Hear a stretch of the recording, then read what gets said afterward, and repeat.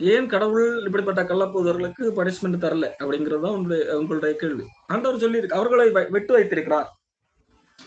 இப்போ கடவுளுடைய நோக்கம் தண்டனை, நம்முடைய பார்வையிலே தண்டனை என்பது இங்க பூமியிலேயே எல்லாம் கண்டிப்பாக எல்லாருக்கும் தண்டனை கிடைத்தே ஆக வேண்டும் என்பது. ஆனால் அது என்ன தண்டனையாக மேக்சிமம் இருக்கு அதிக முடியும்? நாம் நினைப்பது ஒருவேளை மரண தண்டனை. ஆனா மரணம் ஒரு எல்லாருக்கும் நடக்கக்கூடிய ஒன்று தானே. குற்றம் செய்தவர்களுக்கும் மரணம் வரும், குற்றம் செய்யாதவர்களுக்கும் மரணம் வரும். அப்போ அது எப்படி ஒரு ஒரு முழுமையான தண்டனையாக இருக்க முடியும்? முழுமையான தண்டனை என்பது அது இனிமேல் வரக்கூடிய ஒன்று. அது நரக தண்டனை. அதுதான் உண்மையிலே தண்டனை. அதை குறித்து ஆகவே கலங்க வேண்டியதில்லை. அப்போ கள்ளப்போதர்கள் ஏன் வைக்கப்பட்டிருக்கிறார்கள்?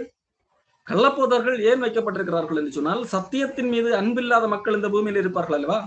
அப்படிப்பட்டவர்கள் விழுந்து போக வேண்டும் என்பதற்காகவே கள்ளப்போதர்கள் இருக்கிறார்கள். சத்தியத்தின் மேலுள்ள அன்பை அவர்கள் நிராகரித்தபடியால் பொய்யை விசுவாசிக்கத்தக்கதான காரியங்கள் அவர்களுக்குள்ளாக நடக்கிறது. அப்போ பொய்யை விசுவாசிக்க காரியங்கள் நடக்கிறது என்றால் பொய்யை சொல்லுகிறதற்கு ஆட்கள் வேண்டும் தானே. அப்போ அவர்கள் ஏதேன் தோட்டத்திலே ஏன் சாத்தான் வந்தான்? வராமல் இருந்ததால் அவர்களை பாவம் செய்யாமல், அது ஒரு சோதனை. சாத்தான் வந்தாலும் அவர்கள் அங்கே விழாமல் இருக்க வேண்டும். ஆகவே அவர்கள் அந்த சாத்தான் அங்கே வைக்கப்பட்டிருக்கிறார். அதே போல இன்றைக்கு கள்ளப்போதர்கள் ஏன் வைக்கப்பட்டிருக்கிறார்கள்? இப்படிப்பட்ட கள்ளப்போதர்கள் இருந்தாலும் அவர்களுடைய வஞ்சனையில சிக்காமல் கடவுளுடைய வார்த்தை நம்முடைய கைகள் இருக்கிறது அல்லவா? இதிலே உறுதியாக நிற்க வேண்டும். அதற்காக கள்ளப்போதர்கள் இருப்பார்கள். கடைசி காலங்களில் கள்ளப்போதர்கள் பெருகுவார்கள்.